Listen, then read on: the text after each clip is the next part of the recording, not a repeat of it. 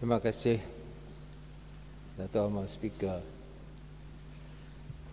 Dalam ucapan penggulungan saya kali ini, saya tidak akan menyentuh beberapa perkara spesifik kerana seperti biasa perkara-perkara tersebut sudah disentuhkan oleh para menteri-menteri yang berkenaan. Walaupun demikian, saya mengambil kesempatan ini untuk mengucapkan setinggi penghargaan dan terima kasih kepada ahli-ahli yang berhormat dalam Dewan yang mulia ini, sama ada di pihak kerajaan maupun daripada pihak pembangkang, kerana telah banyak menyumbangkan idea-idea bagi kita membangunkan negeri Sarawak yang tercinta ini, dan juga di atas sokongan mereka terhadap bajet 2019 dan juga usul motion mengait dengan MA 63 baru-baru ini. Kepada mereka saya mengucapkan banyak-banyak terima kasih. Datuk Ahmad Speaker, saya akan menyentuh tentang perkara-perkara yang amat penting bagi kita mempertahankan hak, dan walaupun demikian saya mengambil kesempatan ini untuk mengucapkan setinggi penghargaan dan terima kasih kepada ahli-ahli yang berhormat dalam Dewan yang mulia ini, sama ada di pihak kerajaan maupun daripada pihak pembangkang, kerana telah banyak menyumbangkan idea-idea bagi kita membangunkan negeri Sarawak yang tercinta ini, dan juga di atas sokongan mereka terhadap bajet 2019 dan juga usul motion mengait dengan MA 63 baru-baru ini. Kepada mereka saya mengucapkan banyak-banyak terima kasih. Datuk Ahmad Speaker, saya akan menyentuh tentang perkara-perkara yang amat penting bagi kita mempertahankan hak dan suara negeri supaya kita dapat membangunkan negeri Sarawak untuk menjadi negeri yang lebih maju lagi dalam Malaysia. Datuk Ahmad Speaker, Sarawak Rights and Strategic Interests. I am speaking to all the honourable members of this august House with great pride in my heart, because the time is now for us as anak Sarawak to come out front and defend our inalienable rights in determining the fate of our beloved homeland Sarawak. We must fight hard with great courage and wisdom.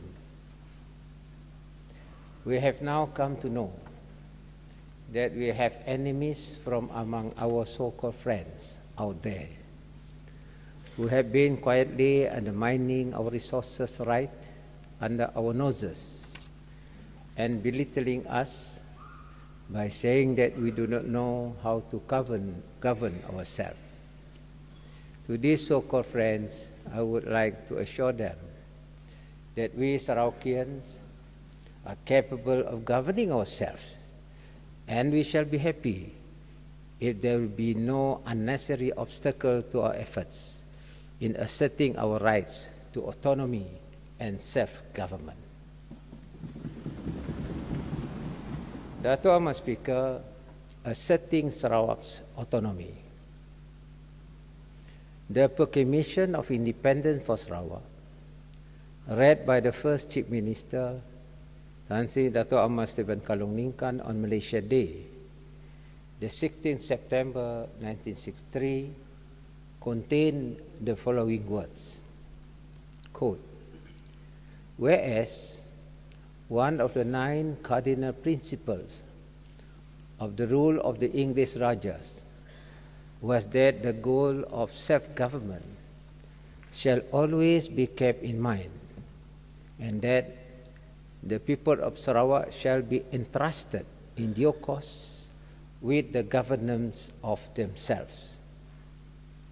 And whereas this principle accords with the policy which Her Majesty's Government of the United Kingdom and Northern Ireland have always pursued in the governance of those territories of the Commonwealth for those affairs Her Majesty's Government have been responsible, and whereas in pursuance of this principle, Her Majesty's Government, by an agreement entered into on the 9th day of July 1963, with the Government of the Federation of Malaya, the Government of the State of Singapore, and the governments of the colonies of Sarawak and North Borneo, it was agreed that the State of Singapore and the colonies of Sarawak and North Borneo shall be federated with the Federation of Malaya, and that the said federation shall be known as Malaysia,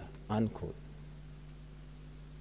Therefore, it is a historical fact that both the Rajas and the British government agreed Sarawak was to be granted independence in fulfillment of one of the cardinal principles laid down during the reign of the Rajas, that the people of Sarawak shall be entrusted with the governance of themselves. In pursuance of this cardinal principle, the British government granted Sarawak self-government on 22nd July 1963, when Sarawak had its own chief minister and a cabinet system of government, like any other sovereign country having a democratic form of government. Sarawak was therefore already a self-governing country before Malaysia Day on 16 September 1963. This important fact distinguished Sarawak from the other states of the Federation of Malaya. The Malaysia Agreement, which the representative of Sarawak signed on 9 July 1963, reinforced this principle by according Sarawak and Sabah greater legislative and financial autonomy and more sources of revenues, greater control of her natural resources, including those found in the continental shelf, than the other Malayan states through the following measures. A. As a condition precedent for the coming into force of provision of MA 63, the Malayan Parliament is to pass a law to amend the Immigration Ordinance 1959 to incorporate the rights of Sarawak and Sabah to have absolute control and authority over the entry into and residence of person not of Sarawak origin in our state. And this right was also to be embedded in the federal constitution and cannot be taken away without the concurrence of the state authority. B. The enactment of the Malaysia Act 1963 by the Malayan Parliament to 1. Amend Article 1 of the Malaya Constitution, whereby the new Federation of Malaya shall comprise the states of Malaya, the Borneo state of Sabah and Sarawak and Singapore. 2. Provide for special constitutional safeguards of the special interests, rights, and position of the states of Sabah and Sarawak. 3. Providing for greater legislative authorities for Sabah and Sarawak in List 2A, bracket state list, and List 3A, bracket concurrent list in the 9th schedule of the Constitution of Malaysia. 4. Assigning additional sources of revenues to Sabah and Sarawak and special grants in the 10th schedule with additional borrowing and taxing powers such as the imposition of state sales tax. C. The implementation of the recommendation for safeguarding the special interests and position of Sarawak and Sabah contained in the Intergovernmental Committee Report 1962, which have not been incorporated into the Federal Constitution by way of executive, legislative action to be undertaken by the governments of the Federation of Malaya, Sabah, and Sarawak. Datuk Speaker, in September this year, the federal government formed a special steering committee chaired by the Prime Minister to review the implementation of MA 63. I and members of this August House have expressed strong reservation on the composition of the steering committee. The membership of the steering committee ought to reflect or be similar to the composition of the Intergovernmental Committee, IGC, whose recommendation form the basis of the MA 63. I trust the federal government would heed our strong reservation to the composition of the steering committee. It should be reconstituted as an intergovernmental committee comprising of representatives from the governments of the Federation and of Sabah and Sarawak. Indeed, it was such an intergovernmental committee that made the recommendation to provide for constitutional safeguards for the special interests and status for Sarawak and Sabah. And these recommendations underpin the terms and spirit of the Malaysian Agreement to give birth to our nation called Malaysia. Datuk Speaker, 55 years after the formation of Malaysia, a review of the implementation of MA 63 is timely. Over the last 5.5 decades, socio-economic conditions have changed. The aspiration and expectation of the people of the state, the development and progress of the state have risen. They want better government delivery system and services, better infrastructures, education and health services, more employment and business opportunities, and a better future for coming generations of Sarawakians.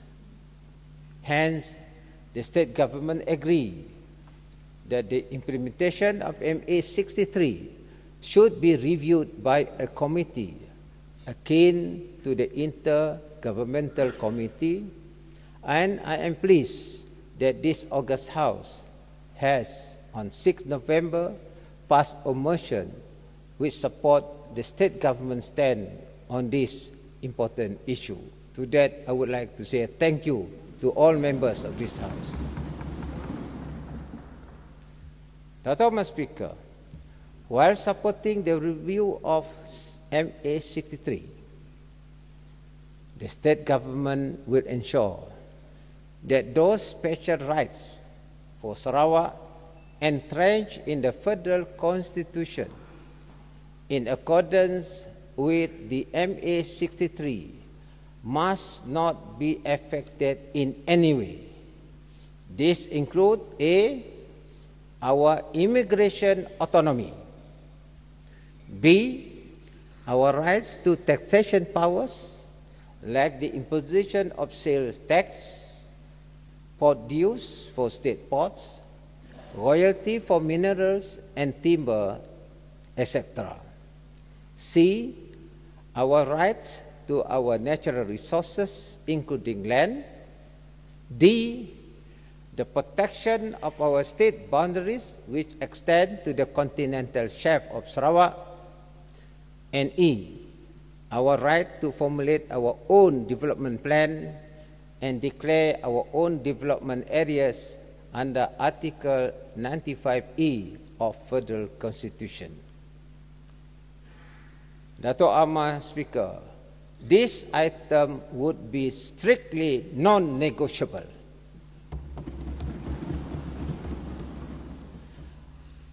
Datuk Speaker, I would await the views and proposal from the consultative committee established by this August House on A, what have been the breaches or non-compliance with the terms of MA 63 and the constitutional safeguards of the special rights, interests, and position of Sarawak, and how this should be remedied by the federal government.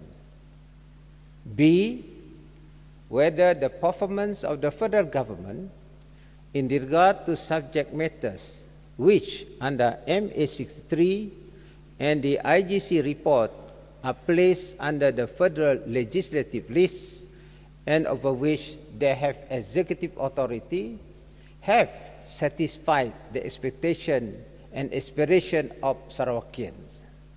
And if not, what measures must be taken to address such unsatisfactory performance, including but not limited to the transfer of executive authority under Articles 80(4) and (6) and Article 95C(1)(b) of the Federal Constitution over these subject matters to the state government. Mr. Speaker, I wish to assure this August House and the people of Sarawak that I and the state GPS government will unreservedly defend, protect, and reclaim the rights belonging to the state as agreed in MA 63 and the constitutional instrument annexed thereto. We will ensure that Sarawak continues to have and be accorded the level of executive, legislative, administrative, and financial autonomy that will fulfill the principle that we, the people of Sarawak, would be able to govern ourselves so that Sarawak will be a strong, vibrant, and progressive partner in the Federation and capable of making positive contributions towards the economic well-being, progress, stability, and unity of Sarawak, that I and the state GPS government will unreservedly defend, protect, and reclaim the rights belonging to the state as agreed in MA 63 and the constitutional instrument annexed thereto. We will ensure that Sarawak continues to have and be accorded the level of executive, legislative, administrative, and financial autonomy that will fulfill the principle that we, the people of Sarawak, would be able to govern ourselves so that Sarawak will be a strong, vibrant, and progressive partner in the Federation and capable of making positive contributions towards the economic well-being, progress, stability, and unity of Malaysia. Datuk Speaker, desire for Sarawak autonomy. Our desire for Sarawak autonomy is not a knee-jerk reaction, but a long and deep-seated emotion built over the last 55 years as we Sarawakians begin to see the great disparity in the development of Sarawak when compared to the other side of Malaysia. We realize that this disparity has been created as a result of a national policy that is Putrajaya-centric or before KL-centric, which puts Sarawak as a peripheral to mainstream Malaysian politics and economics while tapping into our natural resources. We are unhappy that the federal government can pass laws which erode the power and rights of Sarawak. We are unhappy that the federal government has failed us in the delivery of services to our people, particularly in basic infrastructure, education, and public health care. It is the infringement into our inalienable rights of our homeland Sarawak and the inadequate provision for the needs of our people that compel this government, and I must say even the whole of this august house, to work in concert of correcting the wrong that has been done to us Sarawakians.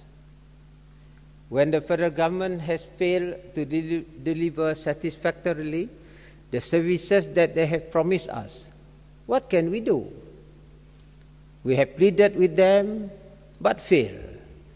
They have used all kinds of excuses to justify their poor action. They have used all kinds of administrative tricks to delay the disbursement of funds to Sarawak and cause us to have insufficient time to complete our projects, and then use that as another excuse for giving us lower allocations. Against all these forms of political and administrative sabotage, invisible but real, Sarawak has no choice but to challenge them to do the right things and then to do what we think is fair and due to us. Datuk Yang Tua, Datuk Speaker, Datuk Ahmad Speaker, I wish to reiterate here that in seeking autonomy, Sarawak is not seeking to leave Malaysia. Sarawak will continue to coexist and cooperate with Malaya and Sabah under the umbrella of Malaysia. We are happy to be in Malaysia. What we are not happy about is the nature of our current relationship, which we feel has deviated from the original spirit of the agreement to form Malaysia as encapsulated in the Malaysia Agreement of 1963. We wish for a real positive dialogue and resolution of our discontent.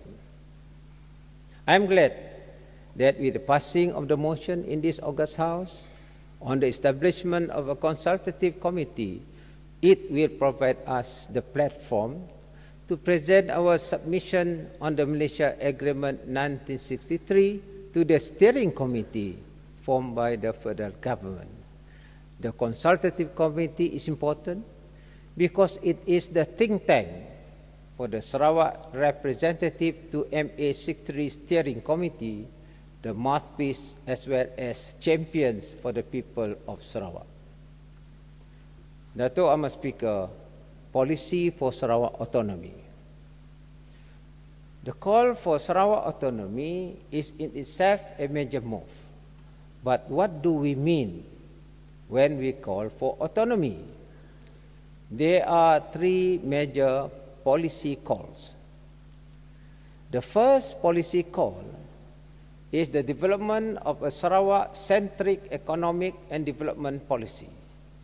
This means that Sarawak is no more a resource-rich state for Putrajaya to tap to develop the peninsula, but for Sarawak to use our rich resources to build our economy that is integrated in our value chain. We will develop our hinterland, build our township and export centers, create a modern network of transport and logistics, and work with our immediate neighbors on international trade.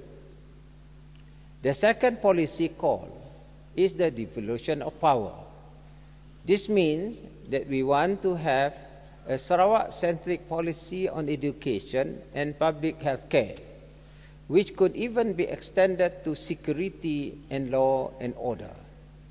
These are areas which are in the federal list of the Malaysia Constitution, but which the Sarawak government feels that more could be done and done better in the interest of Sarawak. The third policy call is to look critically at the financial aspect of the federation. What is the advantage to Sarawak from the current arrangement of the federal government collecting revenue from Sarawak and then allocating resources in areas which may not be wholly suitable for the needs of Sarawak? Is there any benefit to Sarawak from this arrangement? Are there alternative arrangements in financial matter for Sarawak to relate with the federal government? These three broad policy areas should occupy all of us as we proceed to deal with Sarawak autonomy, devolution of power, and their financial implication. In short, we do not want to be shortchanged anymore.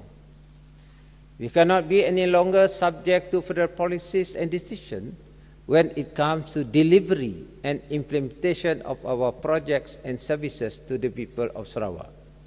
We want full autonomy in the delivery and implementation of our projects and policies, as the old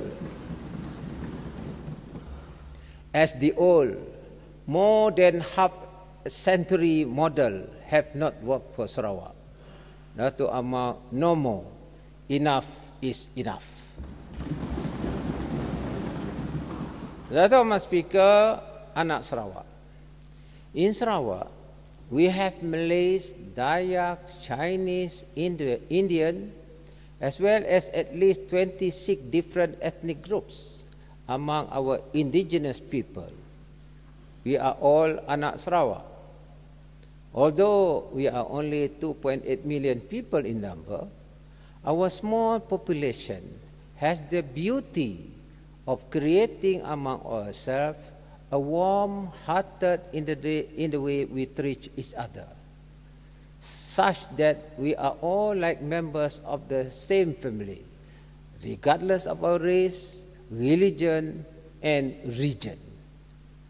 Sarawak has our own unique brand of humanity, which only those who are born in Sarawak can truly understand. It is as if there is a common Sarawakian spirit pervading all of us, and among all of us who are born in Sarawak. We know that there are also many true friends of Sarawak who are not born in Sarawak, but who have embraced Sarawak as a home for them. To them, we as Sarawakians welcome you with all our heart, because they stay here to contribute to our small but vibrant Sarawak society and culture in a positive and encouraging way. There are unfortunately those among us Sarawakians who, in pursuit of their ambition for power, discard their loyalty to Sarawak and open a back door for our enemies from among our so-called friends to enter into Sarawak politics. 100% Sarawak-based parties. In this regard, it may be urgent and important that we encourage the formation of new opposition parties that are truly Sarawak-based and who are not affiliated in any way to non-Sarawakians or foreign political parties to participate in Sarawak politics. For us, GPS, we are truly Sarawak-based party and held by only Sarawakians. We need to garner more educated and clever young men and women to be involved in politics so that our political future may be strengthened against incursion by foreign interests. Today we have no 100% Sarawak-based opposition parties. In my view, Pakatan Harapan Sarawak is only the Sarawak chapter of the National Pakatan Harapan, which is based in the Peninsular Malaysia and with leaders from Persatuan Tanah Melayu. PH Sarawak has very little say of a national policy on behalf of Sarawak. We have learned from our history the danger of Sarawak parties being too closely aligned with Peninsular Party, such as to be subservient to the national politics. This is one loophole in such national party concept. Sarawak do not want Sarawak chapters of national parties to take up position of political power in Sarawak. Neither do they want non-Sarawakians to influence Sarawak behind the scene. In this context of PBB, we have all along objected to UMNO spreading its wing to Sarawak, and this will remain our policy. I am therefore not wrong when I bar these non-Sarawakians from entering Sarawak, when I know that they could be here to stir up sentiments and emotion that will destroy the harmony and split the unity of the Sarawak people. The risk of disruptive element to our peace and harmony is one good reason why I will not relinquish the rights of Sarawak to control our immigration policy. As I've said, we shall debate on ideas and policies, but we shall not question the right of each of our communities, their unique identity, culture, and way of life, because they define their own intrinsic values which are rich and precise to the Sarawakian identity. Increasing Sarawak population. Tuan Speaker, it is therefore in no small regard that I have proposed the encouragement of Sarawakians to have more Sarawak babies, whether at home or abroad, so that we have many more strong and clever anak Sarawak to defend our homeland. It is our strategic national interest that we encourage the growth of the population of Sarawakian in Sarawak. I have also announced the 1,000 ringgit endowment fund for every Sarawakian born, regardless of ethnicity, religion, and social status, as of the first day of next year, to be invested in a fund, and the amount can only be taken on their 18th birthday. Firstly, for their education, and ultimately, we hope will encourage the increase the birth rate of Sarawak.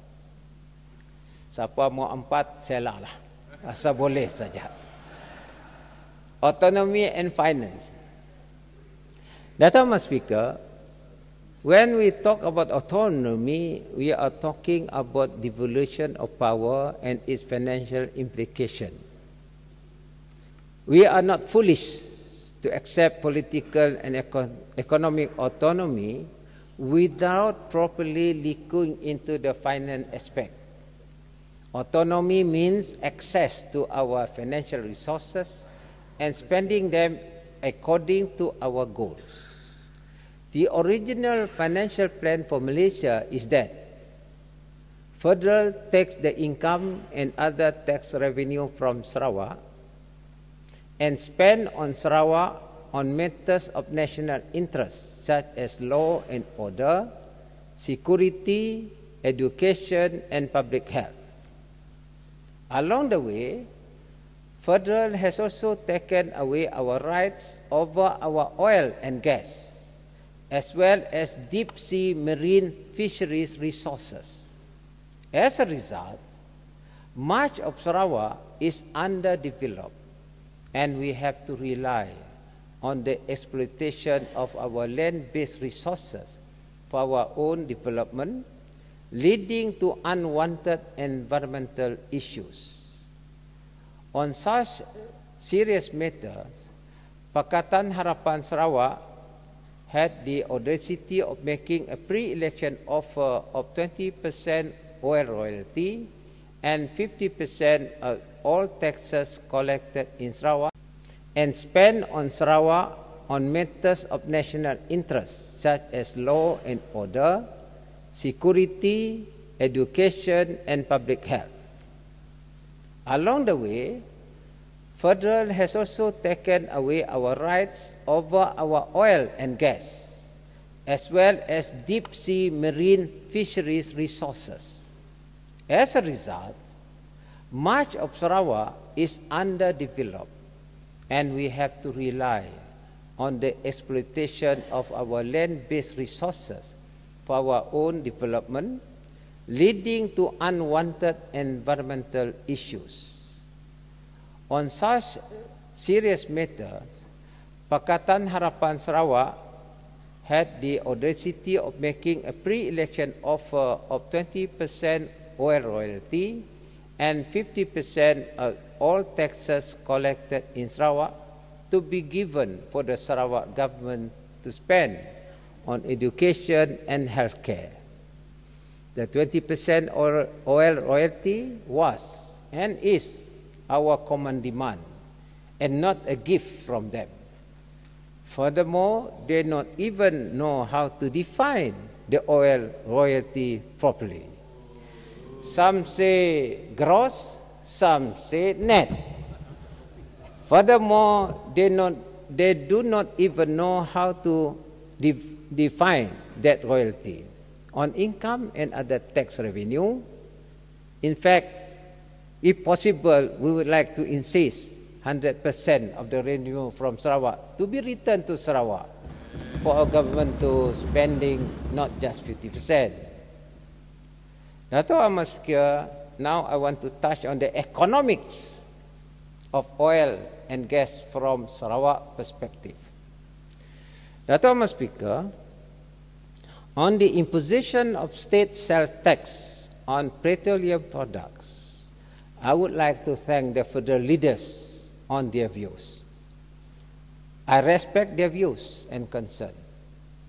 However, as I have mentioned several times, the imposition of sales tax is the state legitimate power as enshrined under the federal constitution. Therefore, this decision ought to be respected. Now let me elaborate the economics of oil and gas from Sarawak perspective. A. Revenue contribution from oil and gas to federal government.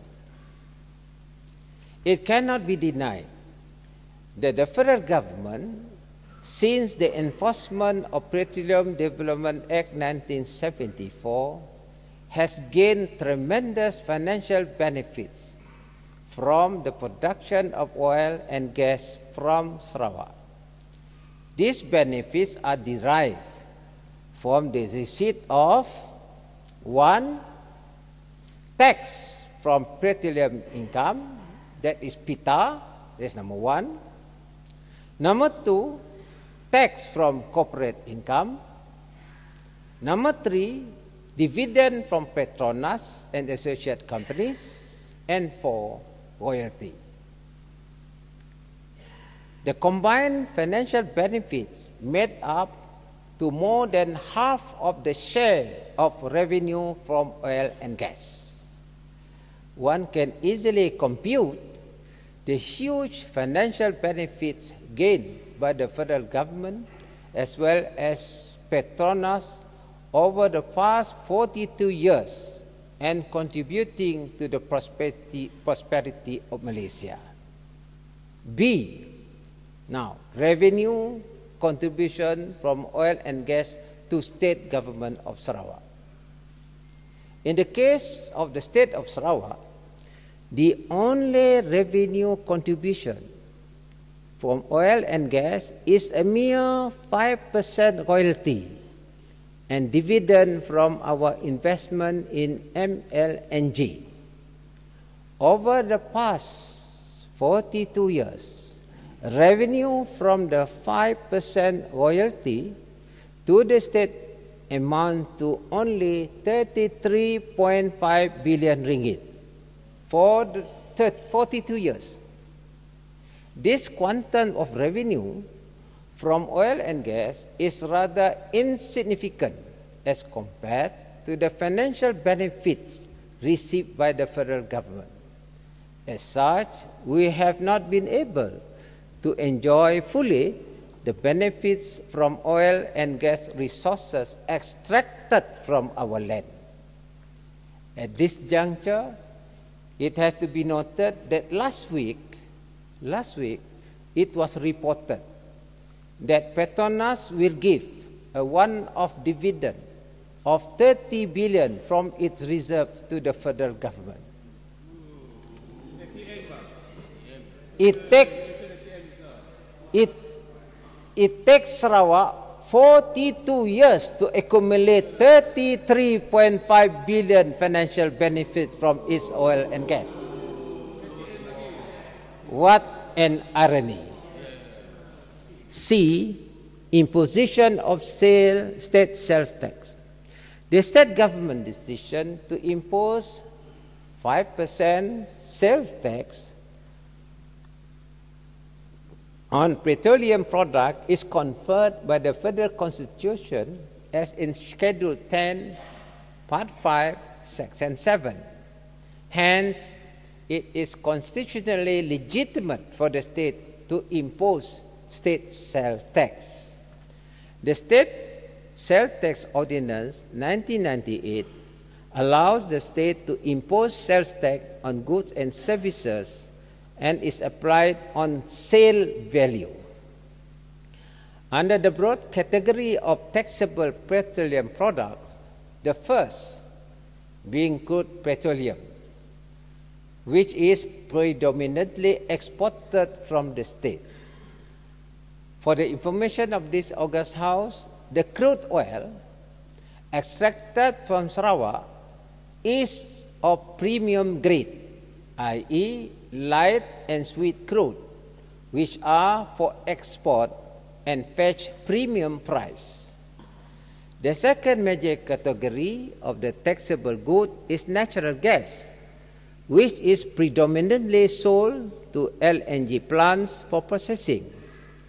As for the other categories, namely liquefied natural gas, chemical-based fertilizer, and gas to liquid products such as kerosene, naphtha, and wax are also mainly for export. I wish to make it clear and well understood by everyone that any of these petroleum products that are consumed locally are not significant in volume. Furthermore, these petroleum products that are to be sold locally shall be exempted from the sales tax.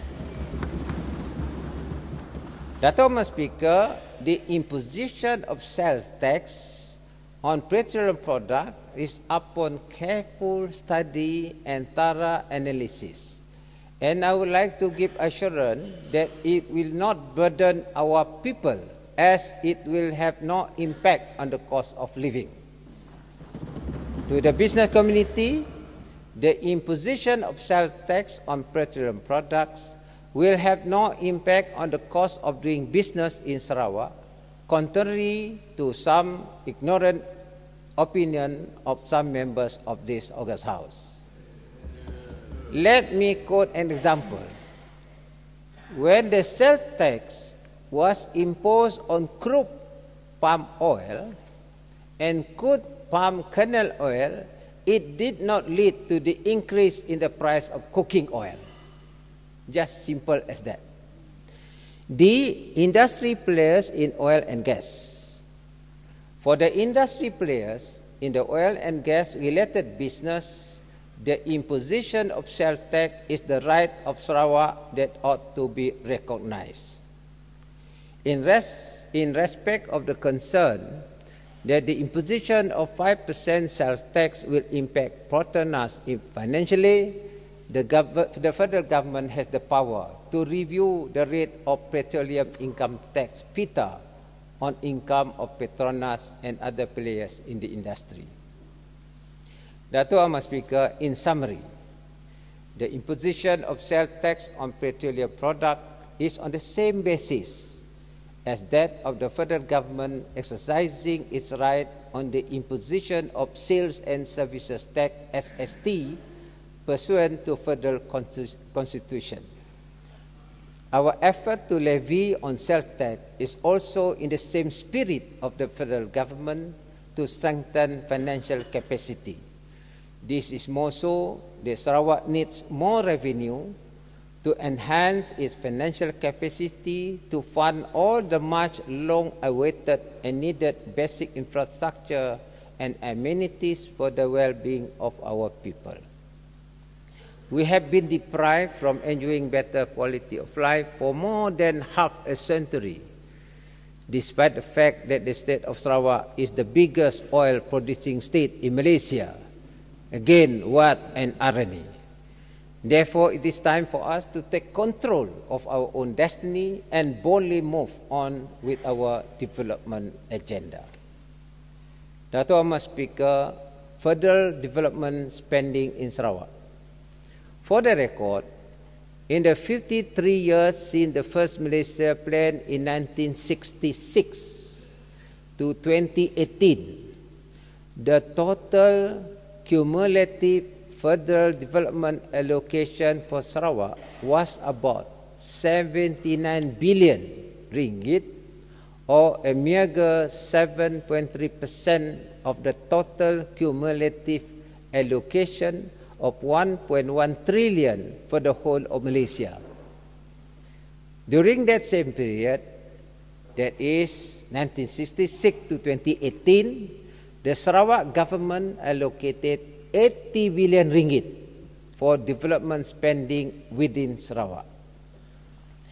The Malaysian Budget 2019 on 2nd November announced 2 weeks ago an allocation for Sarawak to 4.35 billion ringgit for 2019, which was marginally larger than for preceding years. This is a major disappointment after the big pre-budget announcement by Pakatan Harapan Sarawak a week before, that the allocation for Sabah and Sarawak would increase from 25 to 30% of total allocation in the Malaysian budget. In fact, the allocation to Sarawak is only 7.9% for 2019. This is a shameless allocation by Pakatan to falsify and mislead Sarawakian. It has also defended the cancellation of many projects for Sarawak on account of not being budgeted for, where the Malaysian budget was being prepared. It is clear that Pakatan Sarawak is not giving the right facts and they have no say in the federal government. That is why I have resolved that we shall trust only ourselves to undertake Sarawak-centric policies which are good for Sarawak. We must be prepared to chart our own future for the sake of our children and grandchildren.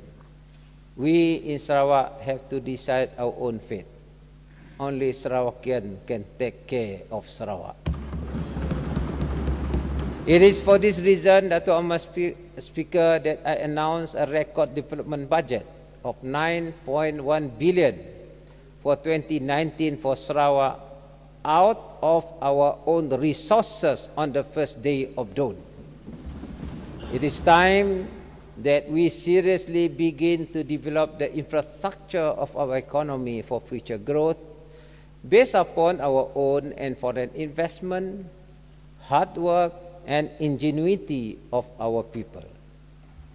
Datuk Ahmad Speaker, Sarawak-centric economic policy. We have to develop Sarawak-centric economic policy. This means that we must have a strategy to develop our hinterland and our natural resources, as well as to develop an efficient network of transport and logistics. Sarawak has always been an international trading nation, and we shall develop our economy for efficiency and international trade. We have in the past developed our transport and logistics for the export of unprocessed natural resources, particularly oil and gas, timber, and palm oil. We must now build a new network of transport and logistics for the production and export of agricultural food production, agricultural processing, and services for international trade, including finance. Datuk Ahmad Speaker, Google development in Sarawak. Google development in Sarawak is probably one of the most challenging areas to properly develop. The greatest challenge is the creation of economic value out of the rural resources. Most of the Google resources have been used by our indigenous communities to sustain their traditional ways of life. Modern education has attracted rural youth to migrate to urban centers in search of advancement and modern and palm oil.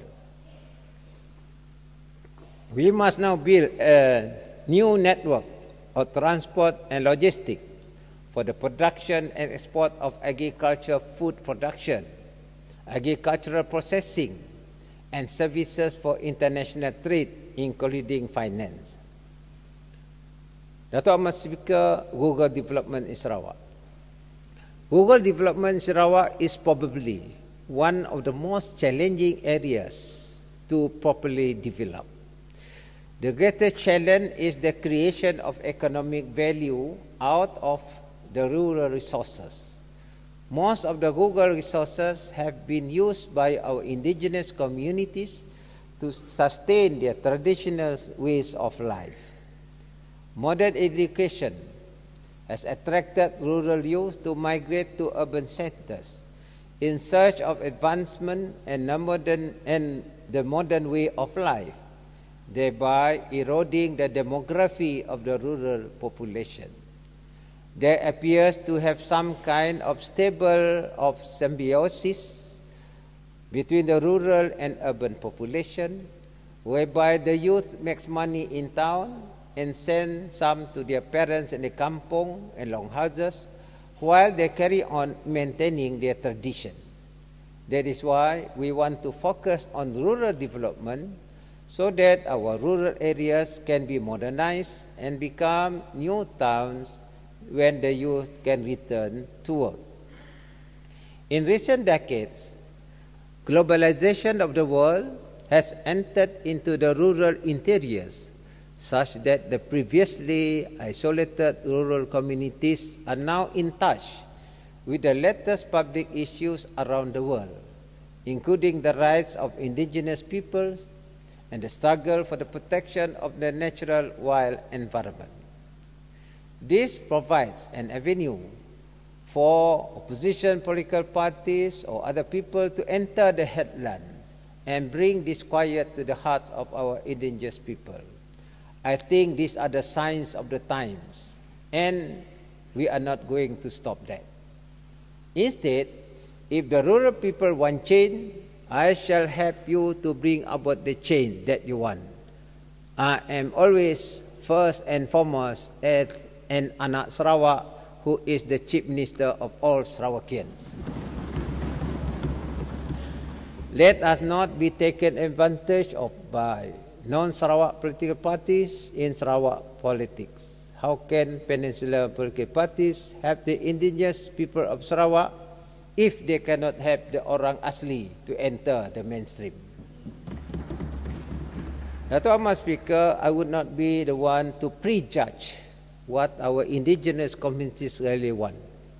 Instead, I choose to listen to your leaders, and I respond to their requests accordingly. That is why I have approved allocation amounting to 6 billion ringgit in this budget for all the requested basic infrastructure and amenities across the whole of our interior and hinterland from Lundu, Sirian, Betong, Kapit to Baram, and Limbang and Lawas.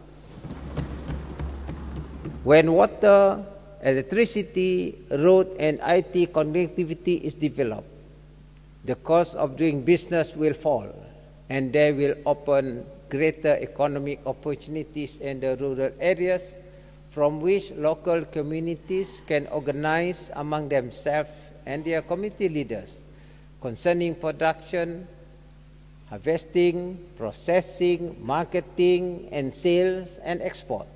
In other words, they will open up activities across all economic sectors, including agriculture, manufacturing, finance, and services.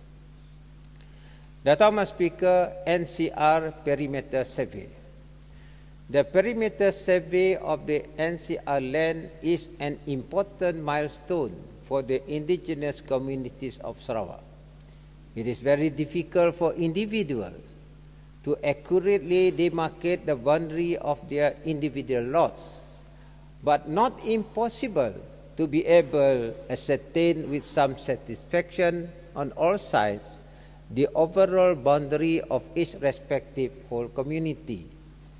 The right to NCR land are implicit in the perimeter survey of the NCR land. Without recognizing those rights, there would have been no perimeter survey. Since the federal government has refused to continue with the perimeter survey, the Sarawak government will pay to get this survey job done. And this amount has been informed by the Honourable Deputy Foreign Minister, the Chief Minister. The right to land are an area which is fraught with intricate difficulties. However, the value of a piece of land is derived from the value that can be derived from output of that piece of land. In the middle of the jungle, that piece of land may have little economic value. Worse still is a piece of land that has been carved out from the general market, whereby the number of buyers is severely restricted. In that smaller market, the value of the restricted land is sharply reduced. To derive great economic value from land, there must be economic activities to derive economic value, and an open market where the enlarged demand will fetch the higher market price. It is for this reason that I have as much emphasis on building basic infrastructure in the rural areas, so that the increase in economic activities will drive higher income for the rural people. Datuk Ahmad Speaker, businesses and youth entrepreneurship in Sarawak. I believe that where the government spends, the benefits will spread not only to the project sites intended, but also to all the urban centers where most of the talents are. There will be a need for professional services of all kinds, including engineering consultancy services, transport and logistics, for the import of building materials, hotels and beverages, including IT services. I know that there is a problem with getting enough qualified professionals who are familiar with the peculiarity of the Sarawak natural terrain when we are implementing projects which may be several times our normal implementation capacity. Our qualified professional with local knowledge will therefore have to work doubly or triply hard, and if need be with outside professionals, so that the efficiency of implementation of projects in Sarawak will provide for our people a platform for them to leverage and expand their businesses. Datuk Speaker, technology and research to spur state economy. It is important that if we want to create good jobs for our young talent, we must be prepared to be engaged in technology and research to spur our economy, which we are trying to modernize autonomously. On 1st September 2018, I announced the postponement of the proposed KUCHING Light Rapid Transit LR3 project in order to prioritize the development of basic amenities for our rural communities in Sarawak. In recent weeks, however, I have received numerous requests from city councillors and members of the public to reconsider reinserting the LRT project, as traffic congestion on some streets and roads are very heavy. As a result, it is proposed that we consider exploring the development of certain needed segments of the LRT system. The Kota Samarahan Kuching route may require urgent consideration. There are complaints that Kota Samarahan Kuching road are congested every day, especially during peak hours and as early as 5 o'clock in the morning. I have been given the assurance that the proposed KUCHING LRT system will be based on the latest elevated rail technology, which has a much lower capital cost when compared with elsewhere in Malaysia. Furthermore, part of the capital cost can be offset by gains from real estate appreciation around the proposed route and transit-oriented development, TOD, which can also provide affordable housing and modern urban development within an 800-meter radius of a transit stop, about 10 minutes walk. Datuk Speaker, I fully acknowledge the concern of a number of ahli yang berhormat on the issue of connectivity, which indicates that demand for digital technology is even more pressing now. Under the Sarawak Digital Economy Strategy, the Sarawak government is planning to build and commission 600 towers throughout Sarawak by 2020. The tender for bidding the first 300 of these towers was open to local network facility providers and was closed on 12 November 2018. The location of these towers have been chosen based on the critical needs of areas and their ability to act as collector and intermediary to other towers in the rural areas. The next phase of the plan will be to increase coverage and to penetrate deeper into rural areas. For this, another 300 towers will be bid to achieve mobile coverage for 99.9% coverage of populated areas in Sarawak. We expect to see an unrestricted choice of preferred mobile network providers for the general public throughout Sarawak of affordable and quality telecommunication and broadband access. As we construct more telecommunication towers near residential area, there is public concern over electromagnetic frequency or EMF radiation. This issue has already been recognized and taken into consideration by Sarawak Multimedia Authority in its telecommunication policy in Sarawak, which governs the construction of telecommunication towers.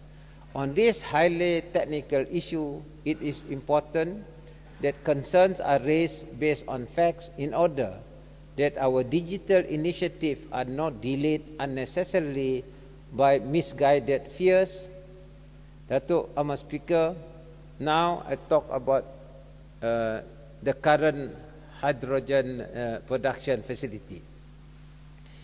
The current hydrogen production facility being built by Sarawak Energy and the purchase of the hydrogen buses are only pilot project for research purposes only, to study on the application of hydrogen technology.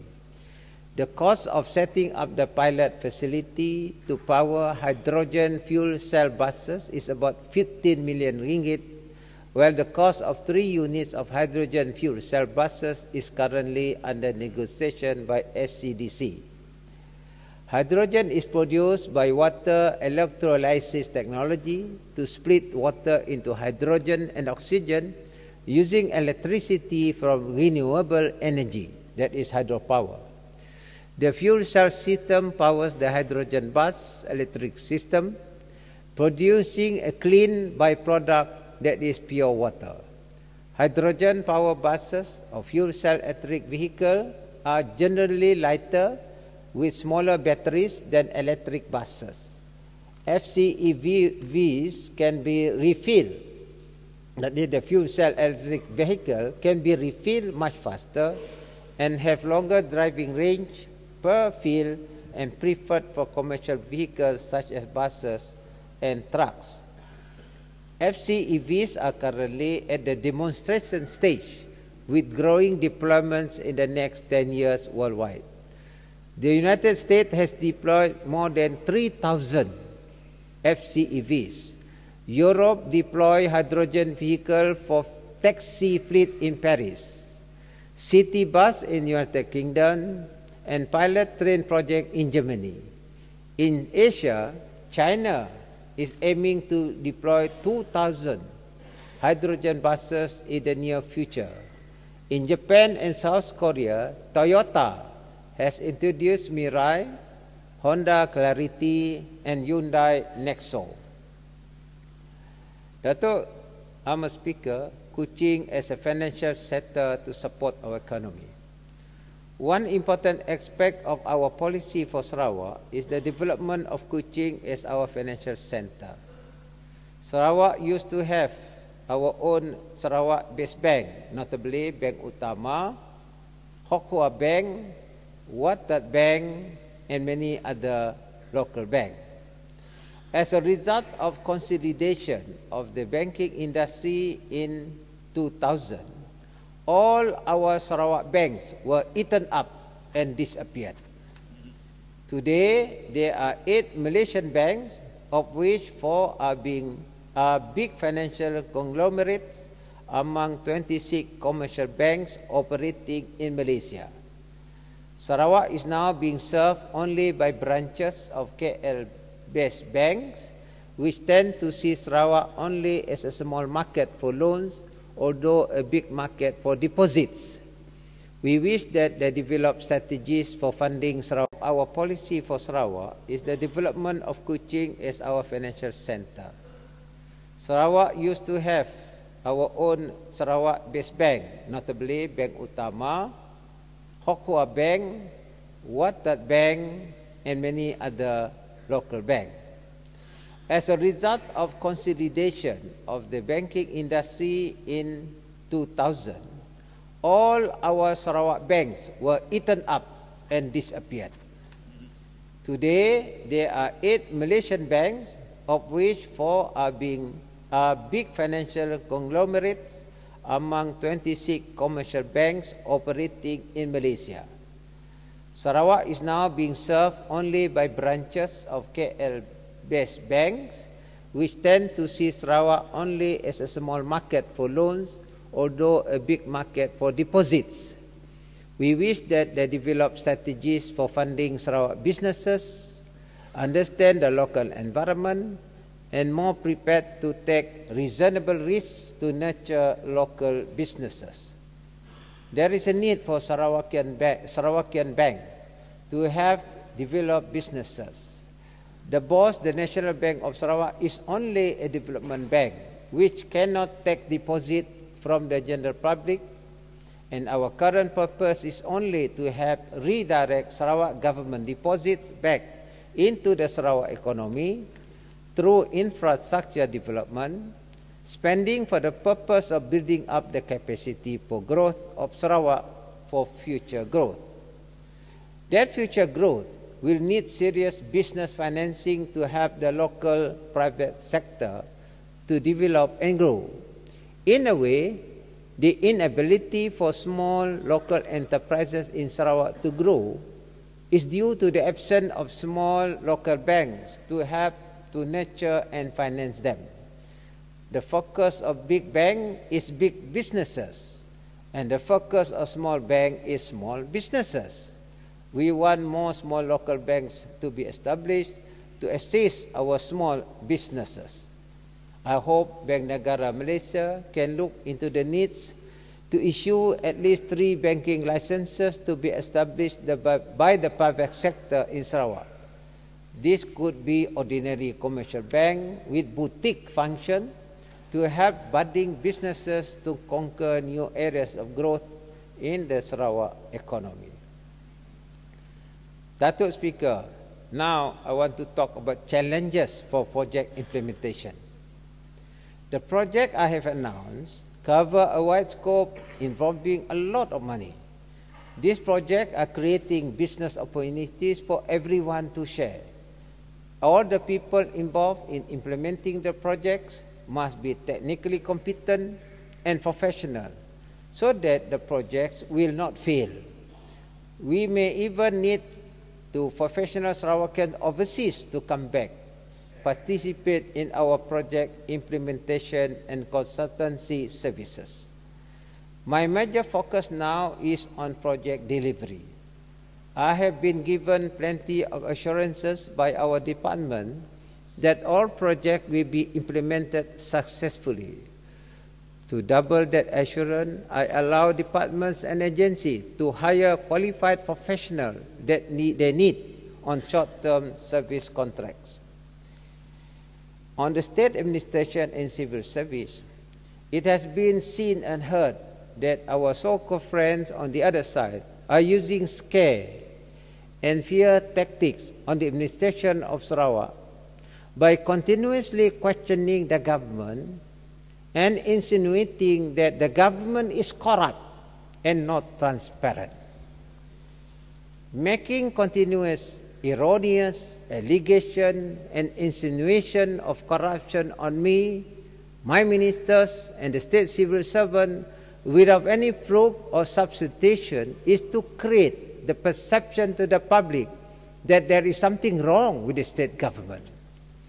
When they repeat such allegation many times, they are hoping that the people will believe in their stories and will vote against the government. When I took over as the Chief Minister, we had an integrity pledge witnessed by the Minister in the Prime Minister's Department and Head of Malaysian Anti-Corruption Commission, MACC. We are not stupid and do not fear this tactic of the opposition, if any. Ever since Pakatan Harapan took over the federal government, they have harbored on corruption as a way to bring down leaders. We are not afraid of such tactics, and we are ready to face on any issues that the opposition raise on us with fear or favor. Datuk Speaker, we are a new GPS government whose policy is to focus on development, both rural and urban, and to provide service to the rakyat. We will never err in our objectives and will not fail in our delivery. We will continue to abide to the financial procedures as laid under the law and the financial provision of Treasury instruction. Don't ever question our integrity and our sincerity.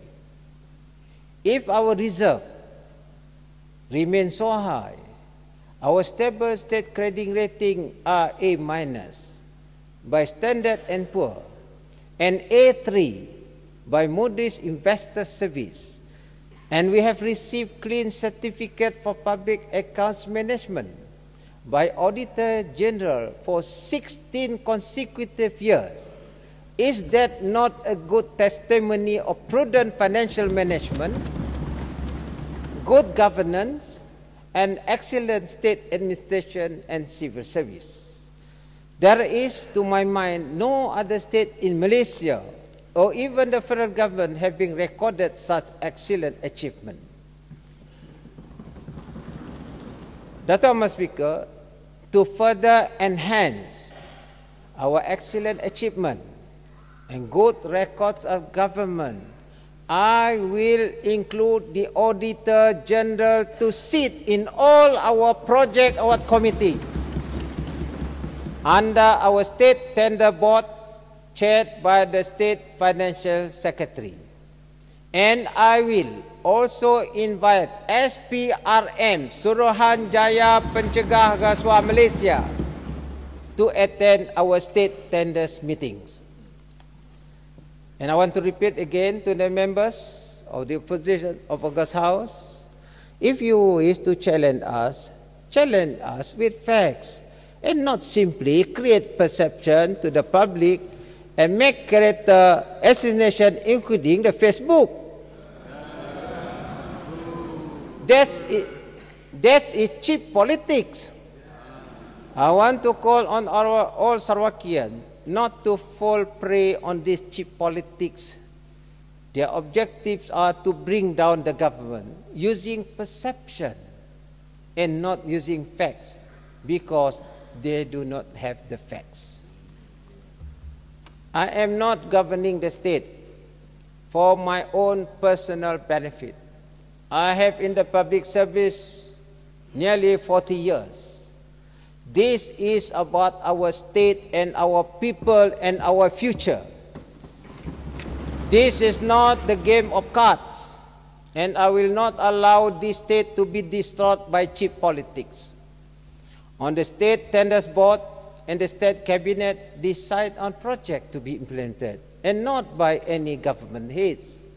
The State Secretary, the State Financial Secretary, the State Attorney General permanent secretaries and head of departments and their officers and the civil servant carry out the cabinet decision and direction prudently and effectively. The Chief Minister's Department is headed by the State Secretary and assisted by 3 Deputy State Secretaries and 9 directors heading respective units. Their tasks are well distributed among the officers. The State Secretary, State Financial Secretary, State Attorney General, Permanent Secretaries, and Head of Department all sit in government boards or GLCs or other government-related outfits as directed by the government, and a number of their membership are statutory requirements provided under the various ordinances. They are all governed by their respective boards. Their role is to safeguard government interests. In their absence, they are represented by their deputies or directors. On the subject related to the roles and responsibilities of ministers, all the ministerial matters are decided and implemented by the respective ministers and their permanent secretaries and not anyone else. All the state head of departments, agencies, and the civil servant serve the government of the day, and they carry out their duties as directed by the government. One must understand, in the running of a government, one must know the procedures of administration, their roles, area of jurisdiction, limits of authority, statutory requirements, the general orders, and treasury instruction and protocols, and many more before making accusation against the government system of administration. The appointment of the State Secretary, the State Financial Secretary, and the State Attorney General is at the discretion of the government of the day as provided under the State Constitution. It's not for anyone else, including themselves, to decide on their tenure. We in the Cabinet are fully satisfied with their performance, and they have done their job excellently with integrity and efficiency. They have worked very hard for the government, the civil servant, for the hard work and dedication of the Sarawak civil servant. Throughout the year, I am glad to announce a 1.5-month bonus for their basic salary, 1.5-month bonus of their basic salary, or a minimum of 2,000 ringgit to be paid by end of December 2018. This government of Sarawak shall deliver to the people of Sarawak at all costs and no expense spared. Our people have been left too far behind. We must catch up. If the federal government will not help us, we will help ourselves. How do we fund it? Well, the English say by hook or by crook. I will exhaust all avenues to exercise our right to deliver to the people of Sarawak. I must say a big thank you to every honorable member of this august house, both sides, for speaking as one voice on the concerning the consultative committee regarding MA 63 when the interests of Sarawak are at stake. This is a very good sign. Let us therefore, in this spirit of Anak Sarawak, both houses, we conduct our politics and our policies for the betterment of all Sarawakian. We shall debate and fight in policies, but in the end of the day, good policies will prevail to serve the long interest of Sarawak, regardless of which side of this august house we happen to sit. Datuk Amat Speaker, saya kata saya mengambil kesempatan ini untuk mengucapkan terima kasih kepada Datuk Amat Speaker yang telah mengendalikan persidangan DUN dengan teratur dan cemerlang. Ucapan terima kasih juga ditujukan kepada semua petugas Dewan yang telah menjalan tugas dengan penuh kesabaran dan cemerlang. Sebelum mengakhiri ucapan, saya ingin mengucapkan selamat menyambut Maulidul Rasul yang akan disambut pada 20 November 2018 dan selamat menyambut Hari Christmas 2018 dan juga selamat menyambut Tahun Baru 2019 kepada semua. Mudah-mudahan kita akan terus berjaya di masa-masa yang akan datang. Sekian, terima kasih. Assalamualaikum warahmatullahi wabarakatuh.